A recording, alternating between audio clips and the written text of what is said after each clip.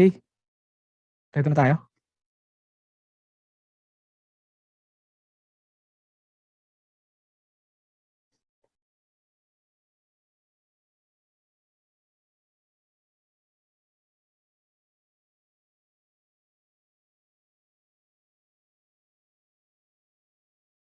Okay.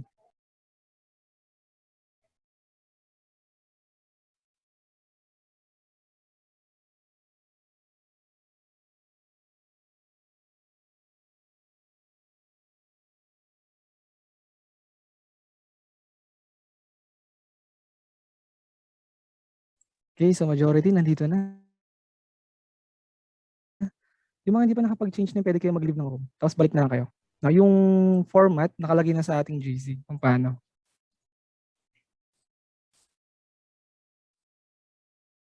Ayan. Okay, mamaya kasi meron tayong calculations na nagre-require ng knowledge ng engineering economics. So yung mga fourth year, gusto ko ma-distinguish kung sino yung naka-attend dun sa ating engineering economics last Saturday. Apply natin yung principles ng annuity.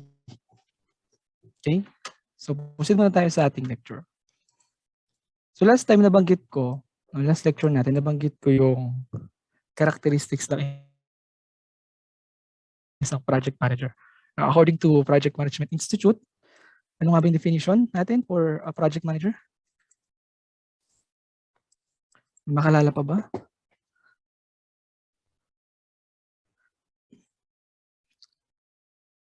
What are the definitions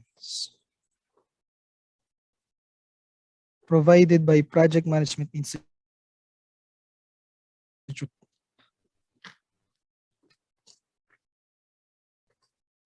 Okay.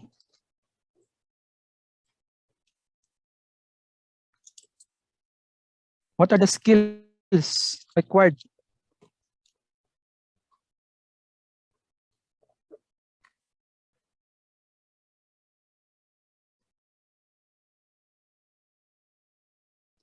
Wala na makalala ng skills. Hard and soft skills. Ano yung nakapaloob dun sa hard skills? Technical knowledge. Yes, Mr. Sibayan. Or Miss Sibayan pala. Good afternoon po, sir. Yes, po. Sa hard skills po, may technical knowledge, decision making, tsaka po problem solving. Okay. Sa soft skills,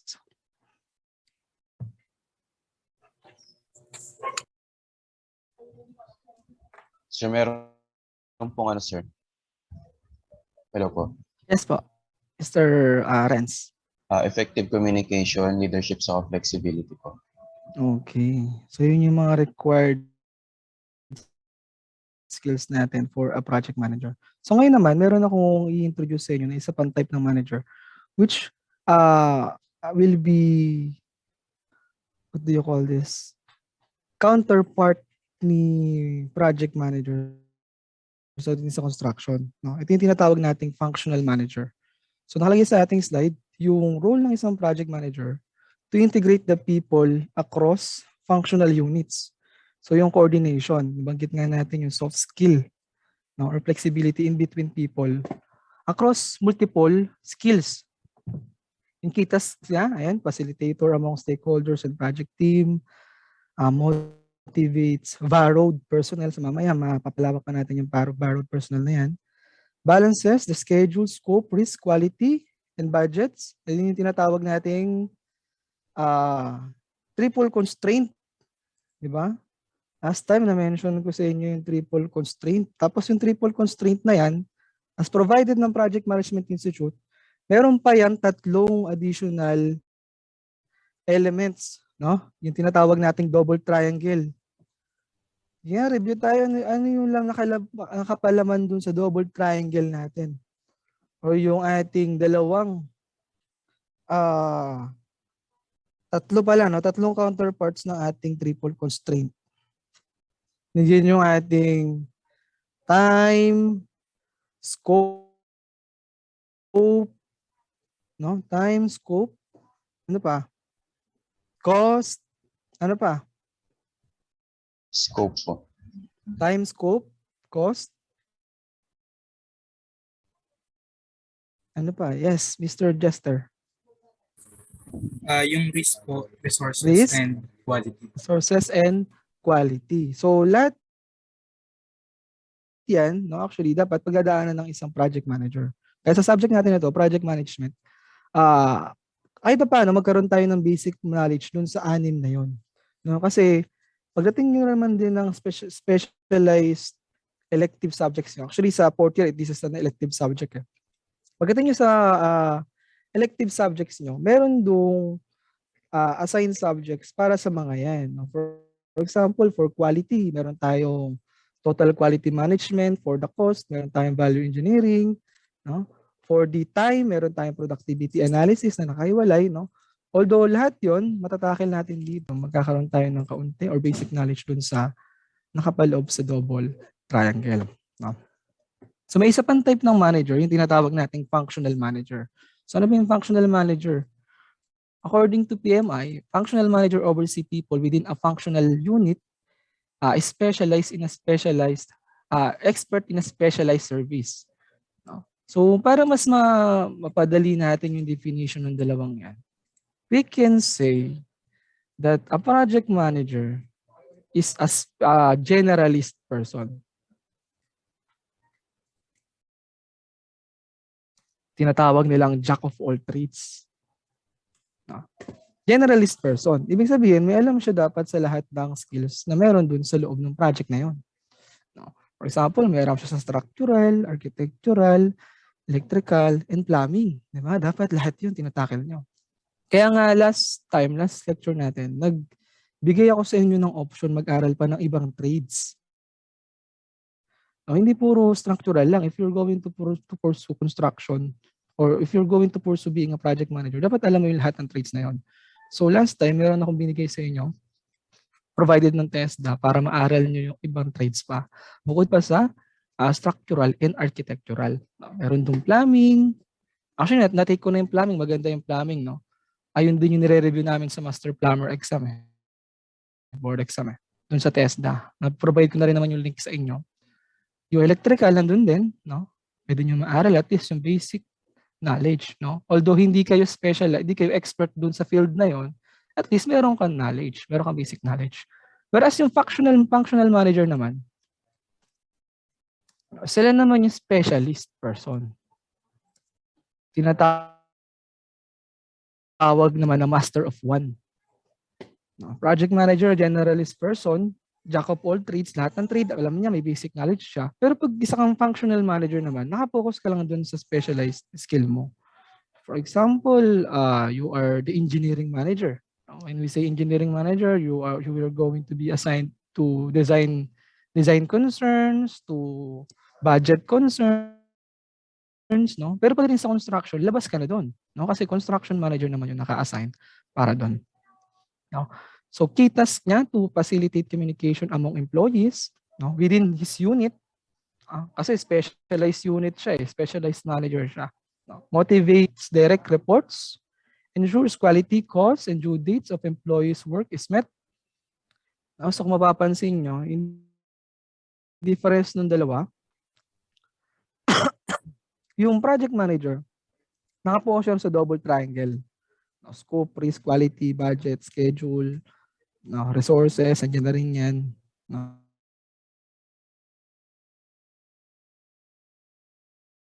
Functional manager, team niya, specialized dun sa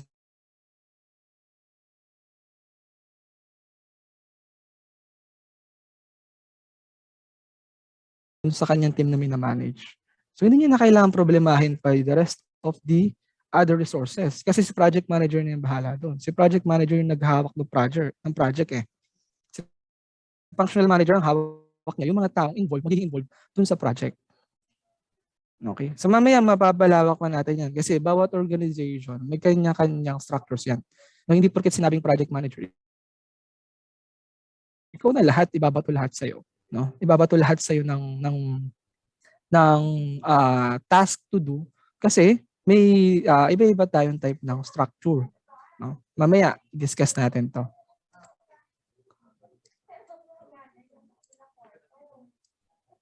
Okay. Ayan, no. Ito na pala 'yan, no. Next slide na pala siya. So, mayroon tayong tinatawag na functional organization structure. Pag sinabing functional structure, ang majority, no, nung nasa taas ng ating hierarchy is yung mga functional managers. No, again, pag sinabing functional manager, they are specialized people.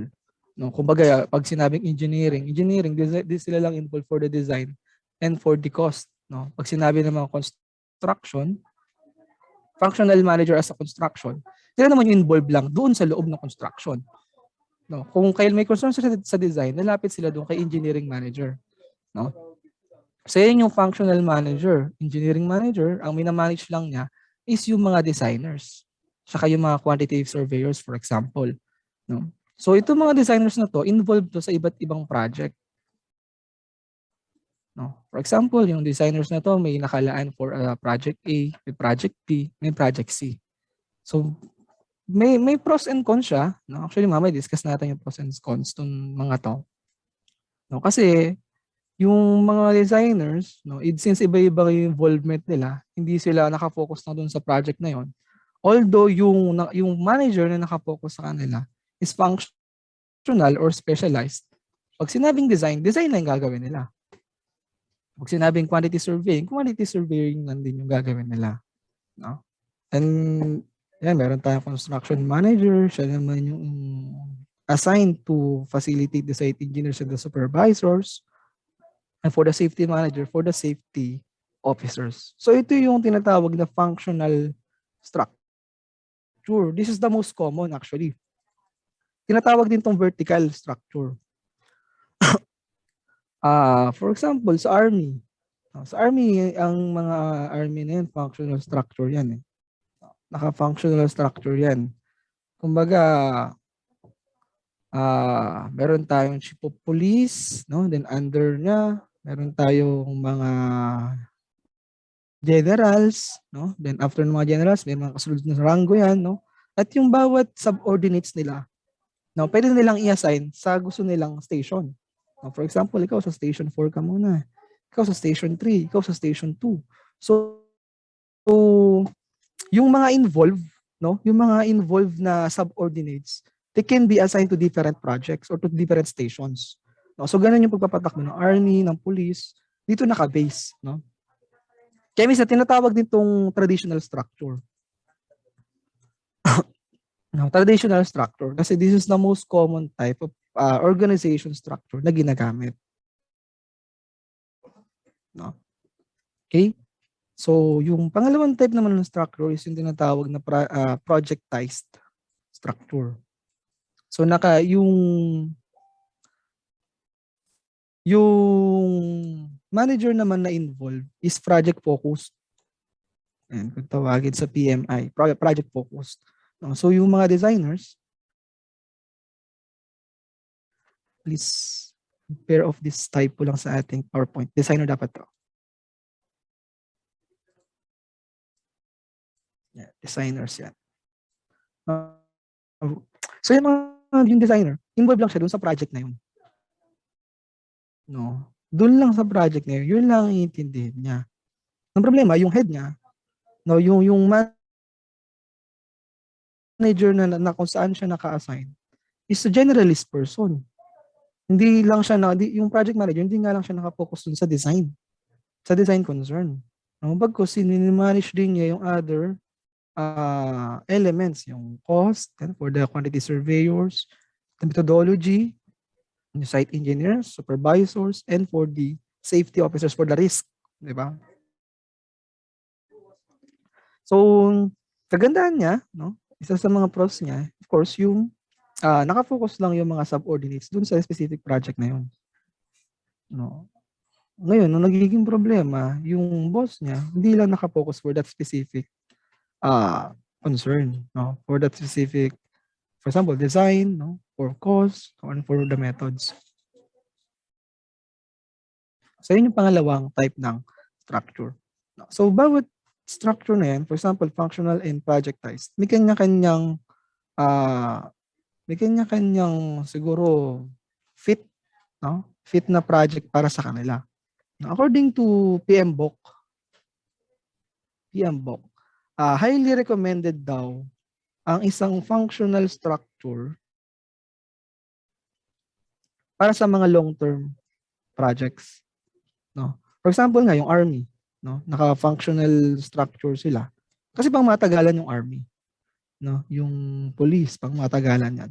So mas maganda naka-functional sila para at least yung involvement nung subordinates flexible. Pwede mo pang palipat-lipat from one point to another, from one department to another. No. Pero kapag short term naman, since naka-focus lang kayo dun sa project na yon, mas recommended daw na gumamit ng projectized for short-term projects. Ayan. So functional for long-term projects, projectized for short-term projects. Okay?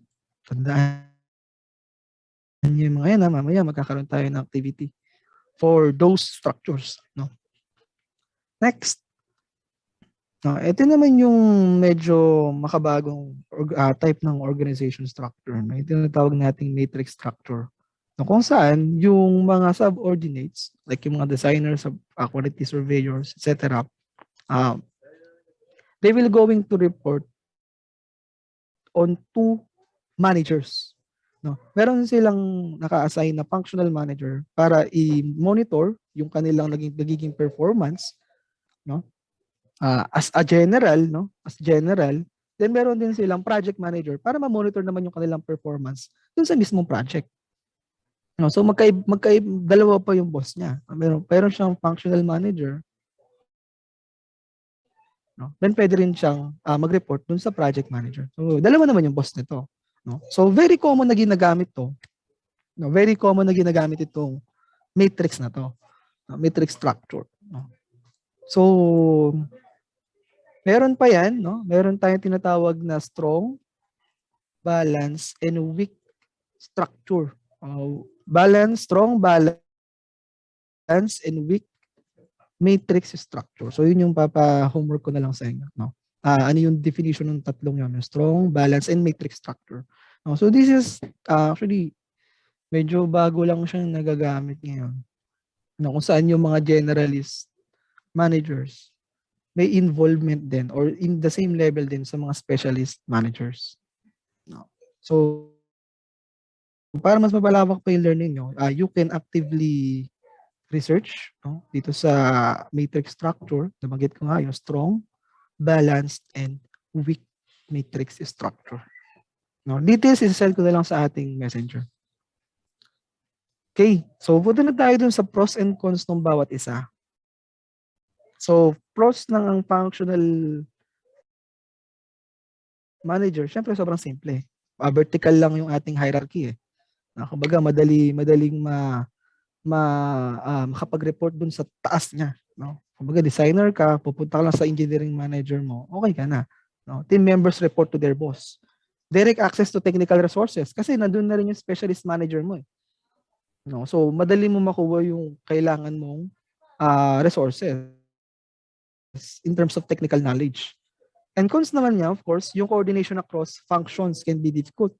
The project can take a backseat. So possible na magkaroon ng delay dun sa iyong project because of miscoordination. Kasi yung isang subordinate, pwede siyang ma-assign to multiple projects na pwedeng gawin sa kanya ng functional manager niya. So coordination can be difficult across in between functions. No? Mahihirapan makipag-coordinate si designer, for example, dun sa site. Kasi dadaan pa muna siya dun kay engineering manager. Nakamaalala natin yung ating structure. No? So para makapag-coordinate si designer kay site engineer, dadaan muna siya kay engineering manager. Tapos engineering manager, dadaan pa kay construction manager before pa makapag-report dito kay site engineer. No?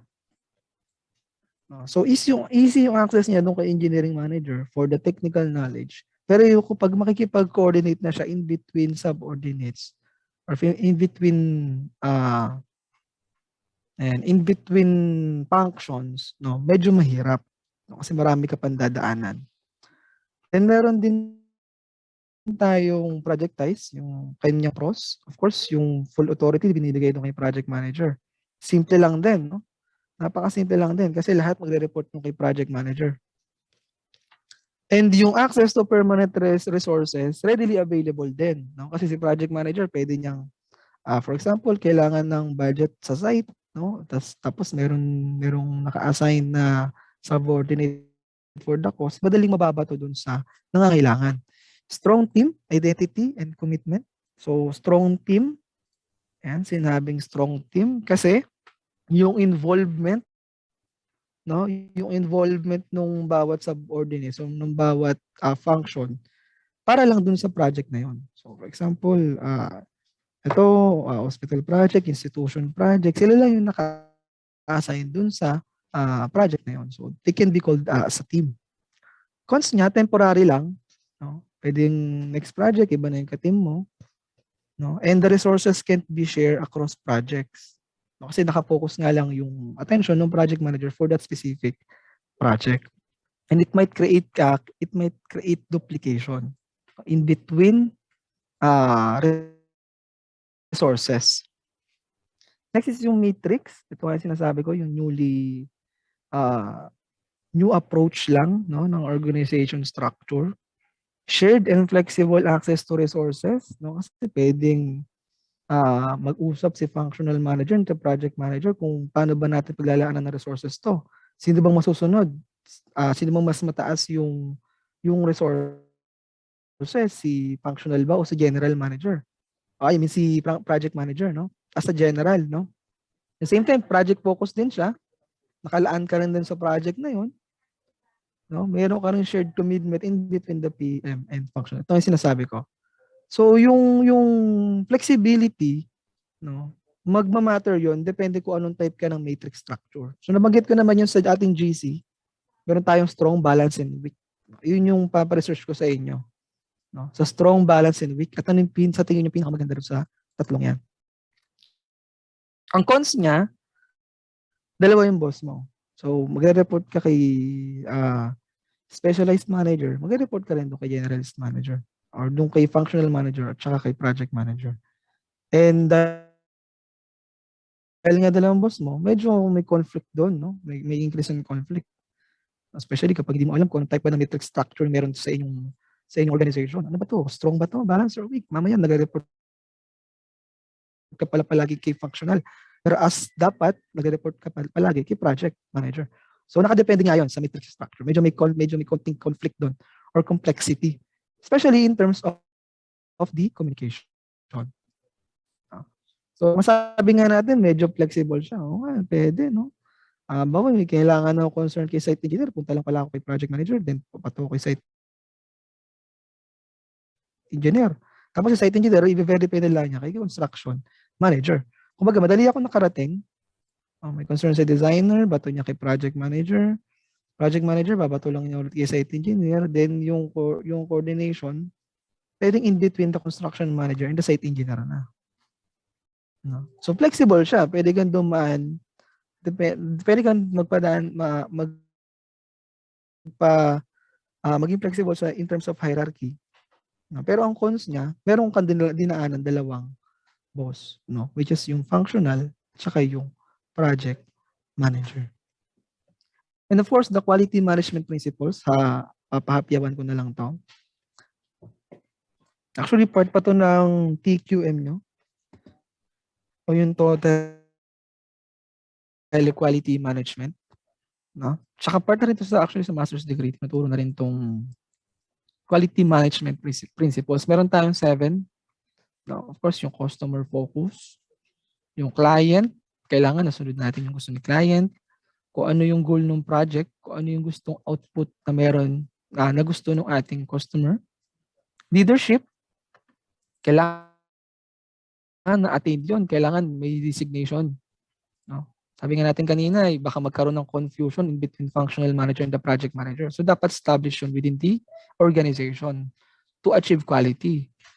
Engagement of people, katulad na rin ng nabanggit natin sa coordination in between subordinates, no, or in between functions, no, to have your people engaged dun sa specific function niya.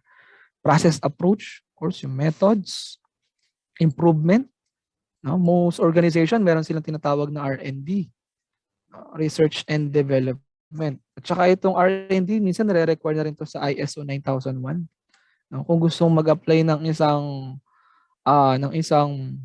organization sa ating quality management system o sinasabi ng QMS.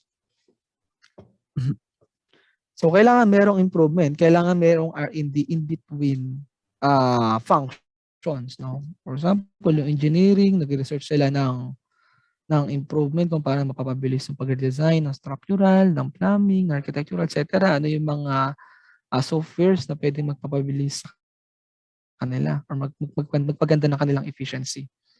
So yung tinatawag na R&D, Research and Development.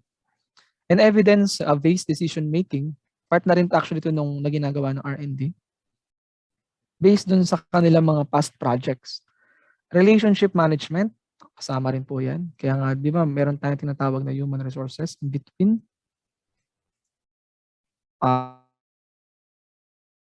functions. Okay, tandaan nyo lang yung 7 na yan, 7 quality management principles. Customer focus, leadership, engagement of people, process approach, improvement, evidence-based decision-making, and the relationship management. So, yun yung general management, quality management principles. No? Pero meron pa yan, no? Actually, meron pa yung mga branches in between them. Hindi ko na lang pinalawak. Meron pang mga branches. Mag-focus lang tayo dun sa 7. Okay? Now na meron na tayong organization, meron na tayong structure na na-establish na kung paano ba natin, paano ba yung magpa-function yung ating organization for every type of project, for long term or for short term. Problema naman natin is how we're going to select project. No? Meron dalawang way to select project. Meron tayong tinatawag na financial selection. And meron tayong tinatawag din na non-financial selection. So yung focus ko lang today for the lecture is yung financial selection. So yung non-financial selection, kasama rin yun sa giving homework, no? Ano na ba yung mga types ng non-financial selection? In selecting projects, no?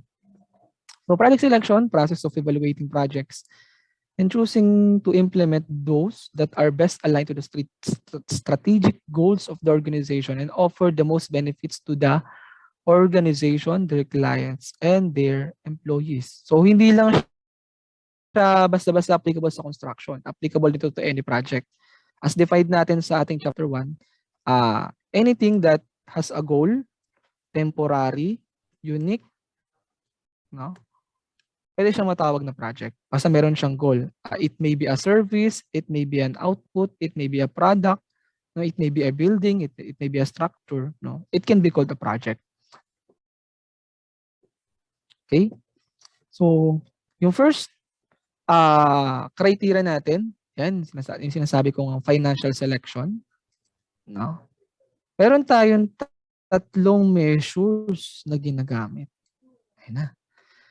Dito na papasok yung mga 4th year ng mga batikan sa mga calculations. No. Meron tayong tinatawag na payback period. No. Actually, itong mga financial measures na to, applicable to in project selection. At the same time, investment selection. No, hindi lang siya basta sa project or sa construction. Pwede mo rin itong magamit sa investments mo. Para ma-assess mo kung yung investment ba is good. No? Profitable ba? Pwede ba mag-profit yung organization or kung investment man, ikaw mismo? No? Meron tayong tinatawag na payback period or sa madaling sabi, yung tinatawag na return of investment. So kung mayroon kang initial investment, i-divide mo lang yung total periodic cash flow. Total yan dapat, total. Not necessarily, not necessarily total pala. Tama pa rin nakalagay sa slide ko. So kung baga sa cash flow diagram natin, kung meron tayong initial investment, no, meron tayong periodic cash flow. For example, every year nagpo-profit tayo ng at a certain amount. Yan yung periodic cash flow. So kung magkano naman yung value niyan, since periodic, we presume na constant muna siya. Example, kumikita ka ng 35,000 dito, no? 35K all throughout. Then meron kang initial investment. I-divide mo lang yung initial investment mo dun sa 35K. For example, 100K to. No. Then 35K, every period, no, makukuha mo na kung ilang period yung kailangan mo para mabalik mo yung puhunan mo o yung investment mo. Anong tawag nga sa anong tawag nga dito? Sa mga engineering economics? Ito yung tinatawag nating Cash flow diagram, sir. ay yun, nakinig to. Galing, pang valedictorian ng galawan ng mga fourth year natin. Yung tinatawag ng cash flow diagram. Ano itong 100K? Inflow. Inflow yun. Cash inflow? 100K? Nalito yata rin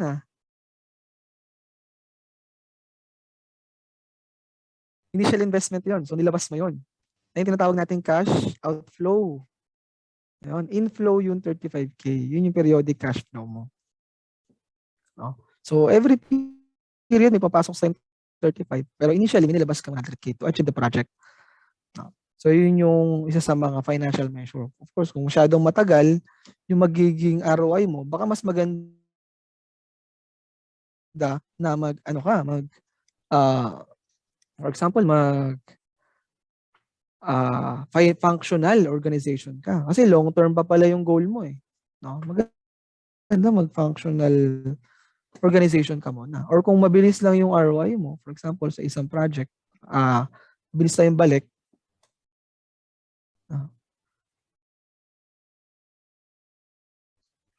Sino nagsusulat?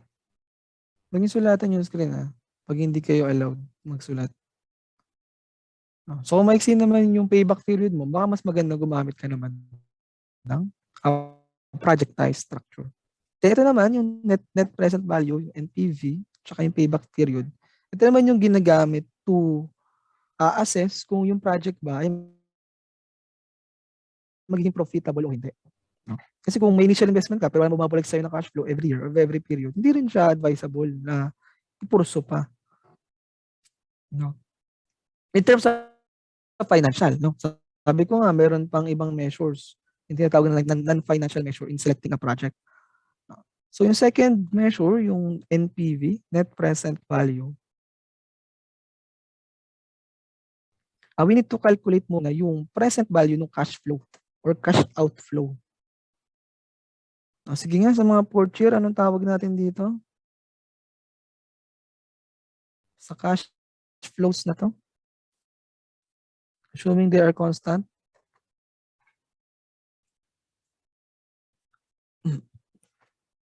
Annuity. Yan. Annuity. Doon sa mga receive nag-engineering economics na ba kayo? Ngayon pa lang po. At tapos na kayo sa annuities? Tama. Hindi pa po, interest pa lang po. Hindi pa po, sir. Interest pa lang. Anyway, nandiyan yung mga mga kuyas nyo. Ates and kuyas nyo sa fourth year para maturuan kayo ng annuity. Marunong na yan mag-cash flow diagram. Mga pang valedictorian na galawan yan. No? Nakatanggap na ng mga 10K yan ang Sabado. Yan. So, we need to calculate the present value nung ating cash flow. Ayan, provided naman nung equation na to, summation of I is equal to 0 to T. Total time period. For example, 5 years yung cash flow papasok sa'yo. So, yung limits mo from 0 to 5. Tapos yung cash flow, i-divide mo lang sa 1 plus R raised to I. So yung R na yan, yung tinatawag natin na rate of return. Or kung sa engineering economics, yung tinatawag natin interest rate. Diba? R is equivalent to the rate of return. Whereas yung I naman ay yun yung period. Medyo nakakalito lang siya compared dun sa engineering economics. Pero ito kasi yung pinrovide na equation sa PM book in selecting projects. So para makuha mo yung net present value, i-subtract mo lang yung initial investment mo dun sa cash flow na papasok sa'yo. So yung present value nung cash flows na estimated mong papasok sa'yo. So kapag negative yung nakuha mo na NPV, imagine yung pinilabas mong, yung pumapasok sa yung pera periodically, hindi pa niya natumbasan yung initial investment mo. So hindi yun profitable. No? Whereas kapag lumagpas naman ng zero yung NPV mo, profitable yung project na yun. Okay? So isa namang, bakit payback period pa rin nakalagay dito? Yan. Yung isa namang measurement, di yan payback period, di ko alam bakit dinabago. Yung tinatawag na profitability index. Ito naman yung ginagamit na index to measure kung actually katulad lang din siya ng net present value to measure kung yung periodic cash flows ba napapasok sa iyo mabibit ba niya or magkakaroon ka ba ng comparison in between projects, no? Kasi for example binigyan ka ng 5 projects and yung structure na nagawa mo can handle 1 project lang at this time kasi project-based yung structure mo or short term lang ang goal mo. So maganda, no, magkaroon ka ng comparison in between those 5 projects. So magandang gamitin mo pang measure is yung profitability index. So profitability index have an equation, cash flow, present value, binanggit nga natin kanina, yung present worth ng ating annuities, divided by the initial investment. So kapag greater than 1 yung PI, that is considered profitable. Of course, the larger, the better. Kasi mas malaki yung pumapasok na cash flow sa'yo, yung present worth ng mga cash flows na papasok sa'yo in time, mas maganda. Mas mabibit niya yung initial investment mo. So doon mo masasabi na in terms of financial, na yung project na yun, profitable. Okay? So again recap ko lang, cash flow, present value is the same as the present worth of annuities. So yung annuity na yun ay yung cash inflow sa'yo periodically. No, pumapasok sa'yo, papasok sa'yo dahil sa binigay mong initial investment dun sa project na yun. Okay? Questions? Sir, sorry, yung T ay total time period, tas I ay period. Ano po bali yung difference? Yung I period, T total time period. No, since this is summation kasi, 'di ba? Summation kasi 'yan. Meron kang limit, 'di ba? So, yung I magva-vary 'yan. So, for example, itong 35,000, anong I nito? This is 1 2 every year 'yan 4, Yeah. Ang I mo dito, hindi. Ang I mo dito is 1. For that specific for that specific inflow. Tapos plus yung ano mo naman, yung cash flow mo for the year 2, 1 plus rate of return raised to 2 naman. Yun, gets. Ayan. Cash flow diagram lang to, guys. Narito na, Narito na yung mga valedictorian, Babawiin ko yung mga 1K ko sa inyo. Mga 10K ko. Ito na yung mga 4th year, mga kuyas ates, no? Kaya pinabago ko yung pangalan niya para pag gumawa tayo ng breakout room, at least merong mag-guide sa inyo in terms of financial. Ayan, mga ano na yan mga meron ng knowledge yan sa engineering economics kahit pa paano. Especially the annuity. Tsaka cash flow diagram. Okay, so questions pa?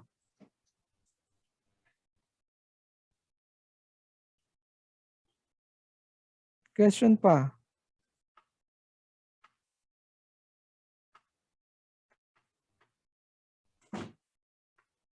Wala na. Kung wala na, thumbs up nga kung pwede na tayo proceed sa activity natin.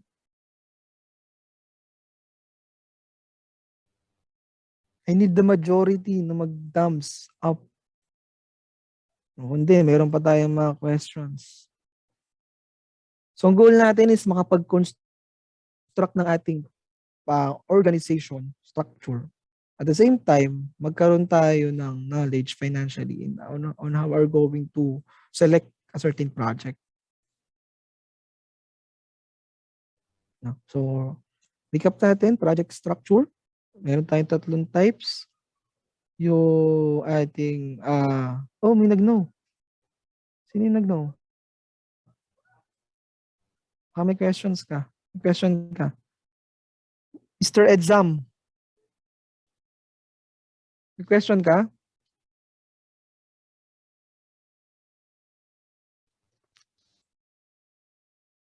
Hmm?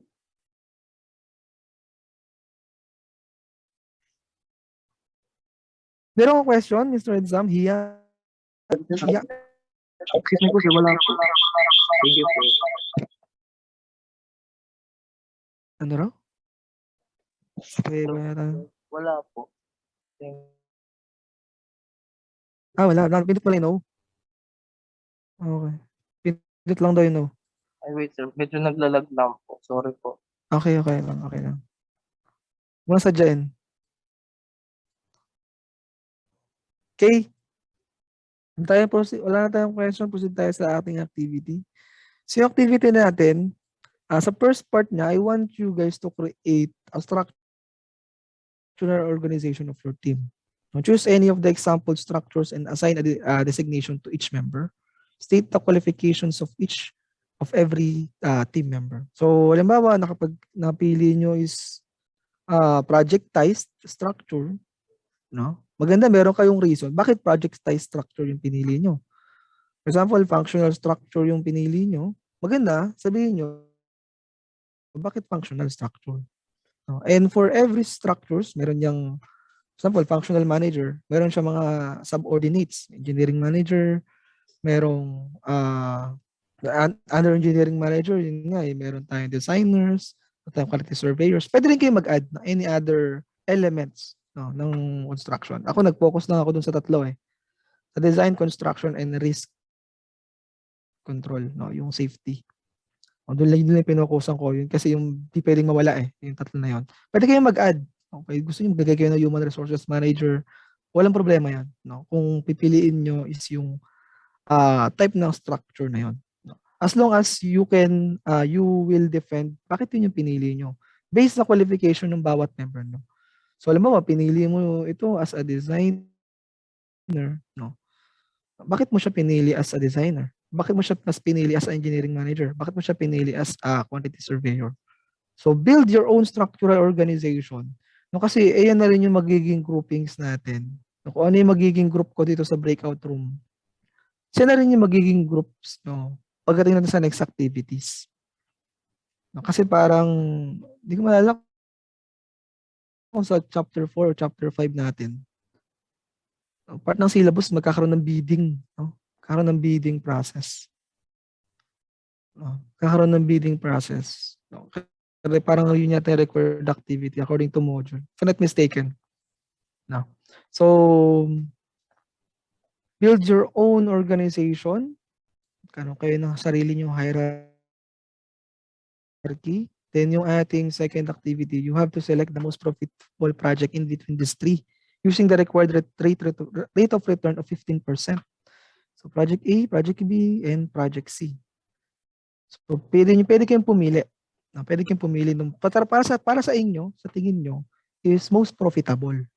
No, of course, based dun sa structure na ginawa nyo o sa organization na ginawa nyo. For example, napili namin si project B kasi ganito yung kanyang payback period, ganito yung kanyang NPV, ganito yung kanyang profitability index as compared kay project A and C, and same time, applicable siya dahil sa ganitong structure namin.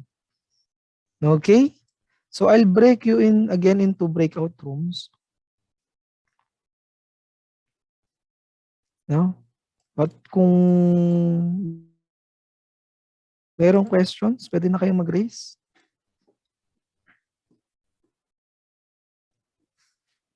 Ayan. Yes po, Mr. Chris James. Sir, pwede pong makita uli yung dun sa projectized structure. Tapos bali po, yun yung magiging parang ano po namin, pagbabasehan? Or Depende kami, sa inyo. Depende sa type ng organization structure nyo. No, kung pwede kayong pumili ng functional structure, pwede kayong pumili ng projectized, pwede rin kayong pumili ng matrix structure. No? So pwede kayong pumili ng dalawang project actually. Pwede kayong pumili ng dalawang project, pwede nyo piliin lahat 'yon. No? Pero pinapahanap ko lang doon sa question activity number 2, yung most profitable, no, based doon sa financial measures natin. Pero pwede nyo piliin lahat 'yan. As long as you can defend bakit nyo pinili lahat based on sa structural organization na binuo nyo. Nakuha ba 'yon? Mr. Chris? Or hindi? Okay. Okay lang kahit hindi.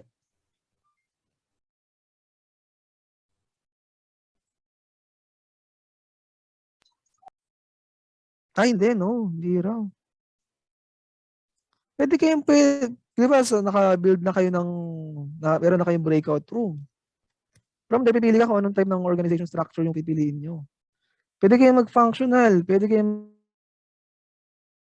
mag-matrix, pwede kayong mag-projectize. And after that, pwede na kayong pumili dun sa activity number 2, no, kung ano yung project na kukunin nyo. Then you may defend, for example, 3 kinuha mo. Tapos, halimbawa, nag-projectize structure ka. Bakit ka nag-projectize structure? 3 project kinuha mo. No? Defend mo lang. Bakit yun yung ginawa mo? Kasi we are building structures dun sa loob ng ating organization. At the same time, we are selecting the project, no, based on financial lang to. Pero based on financial lang naman. Ayan, okay na. Gets na raw. Based on financial lang naman to. Then meron pa tayong homework nga. Yun nga yung regarding sa matrix.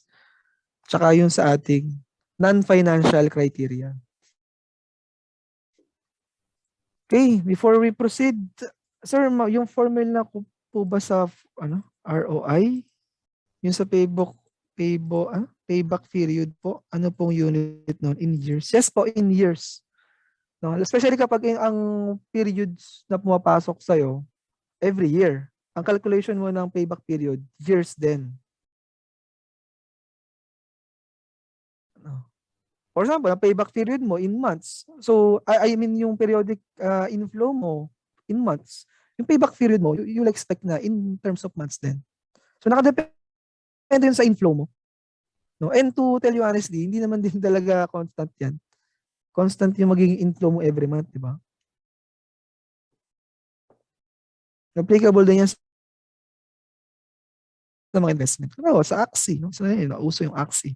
Nag-invest ka ng 100,000, tapos ang inflow sa'yo, nag-start ka ng 50K, naging 30K, naging 20K, naging 10K, naging 5K. So, hindi na magiging constant yung inflow sa'yo, di ba? Pero at least, you can compute your payback period. And kung predict mo pa yung darating sa yung inflow, malalaman mo pa kung good investment siya based on the NPV o yung net present value tsaka yung profitability index. So hindi lang to applicable sa projects, hindi lang to applicable sa project selections. Applicable din to sa investment selections. No, ma-determine mo using the profitability index. Marami naman types of investments, di ba? May mga mutual funds nga raw. Meron tayong sa pag-ibig yung MP2. No? You can compare them using profitability index.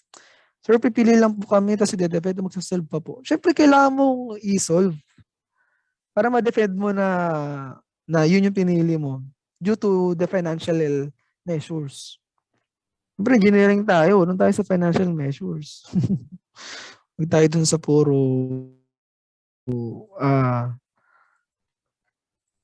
what do you call this? Puro reasons. No? Yung logic natin dito, meron tayong numbers. Okay? Sir, kung yung magiging groupings mo ngayon ay pagbabasehan for the next activity, paano daw po yung mga wala ngayon? We'll see. No, we'll see na lang. Pag nandito na sila. Ay, wala pa sila eh. Natin malaman, di ba? We'll see na lang po pag pumasok na sila. Baka naman bigyan natin sila ng grupo tapos di pala sila papasok all throughout the semester, di ba? Ganun. I'll break you na manually. Meron tayo 98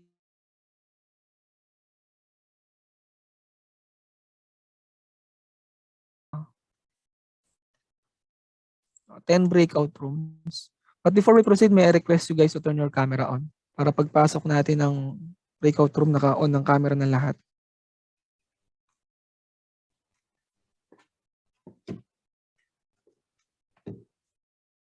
Ayan, turn on your camera.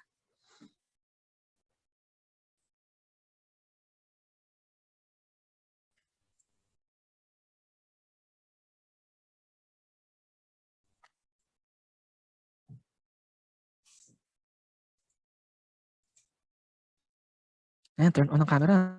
Yung mga nasa last page. Maging fair and square tayo sa mga nag-on. Lahat naman tayo online students ang pinili eh. Diba? So we instructors presume na you have the resources para makapag-klase ng online. Pero wala pong kami yung PC ko, sorry. Pwede ka gumamit ng ng IV cam. Pwede yan kahit walang cam yung computer mo. Kung ayaw may dahilan, di ba?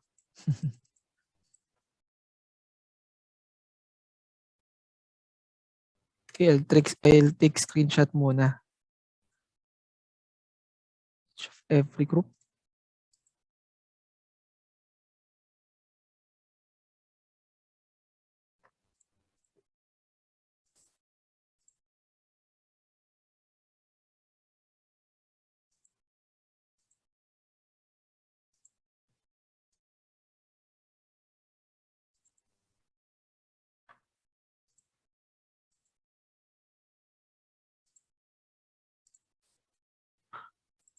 Okay, so I'll assign you manually.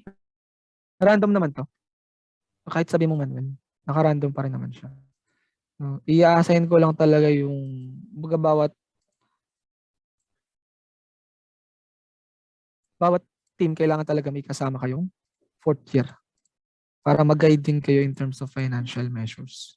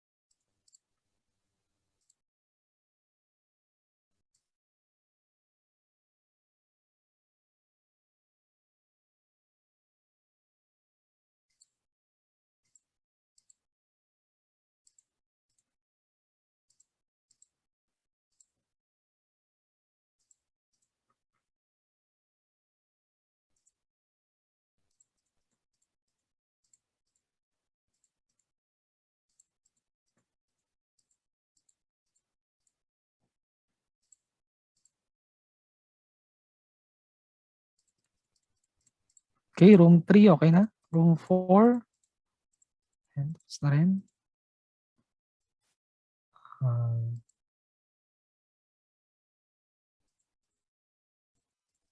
Room 5, okay na.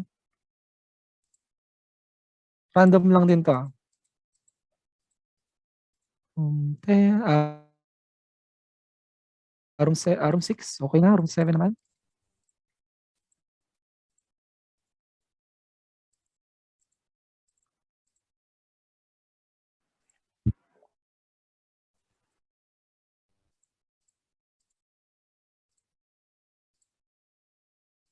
Lastly for the room 10. Ayan. So I'll open the rooms na po. Pwede tayo makipag-communicate using the group chat. Meron kayong questions. Okay?